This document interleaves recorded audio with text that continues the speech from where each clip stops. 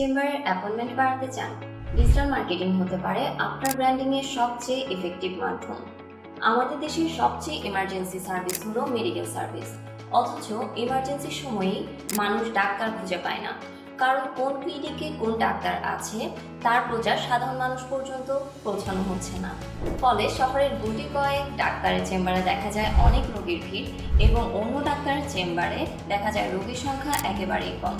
বর্তমানে social media হলো মানুষের কাছে পৌঁছানোর সবচেয়ে সহজ মাধ্যম।